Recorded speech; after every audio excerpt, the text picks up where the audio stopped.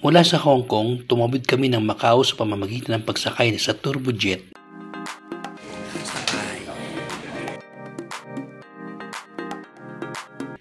Halos isang oras lamang ito kumpara sa pagbiyahe sa bus.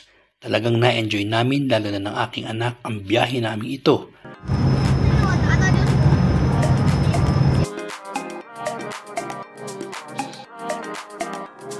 Mayroong ilang impormasyon lamang na nais kong i-discuss tungkol sa lugar na ito.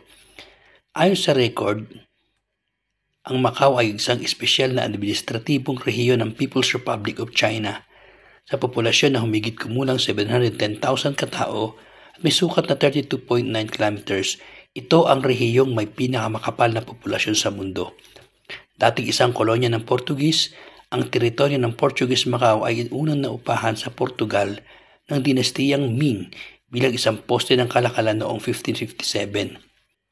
Ang Macau ay isang espesyal na administratibong rehiyon ng China na nagpapanatili ng hiwalay ng mga sistema ng pamamahala at ekonomiya mula sa mga nasa mainland China sa ilalim ng prinsipyo ng isang bansa, dalawang sistema.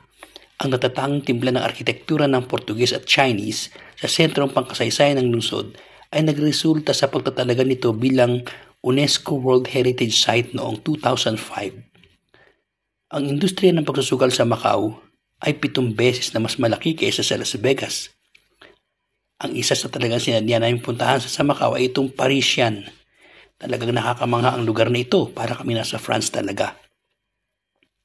Ang Parisian Macau ay isang casino resort sa Cotai Strip sa Cotai, Macau, China na pag-aari ng Las Vegas Sands na nagtatampok ng kalahating sukat ng 525-foot na Eiffel Tower bilang isa sa mga landmark nito.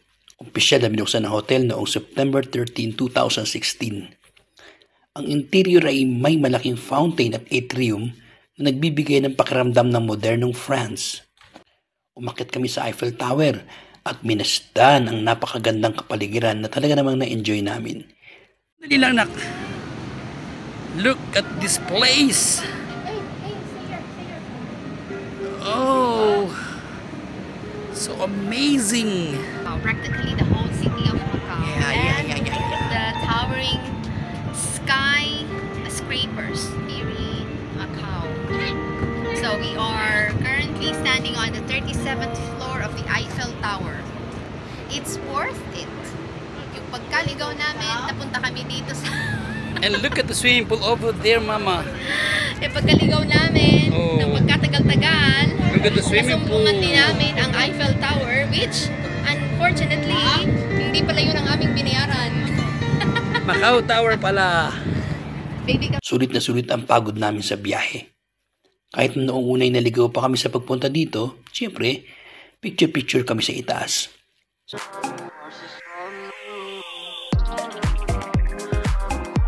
Kandado, tanda mo lang na kandado niyan, oh. Kandado. Ang daming kandado, anak, oh. Diba, oh. Dami, no, oh.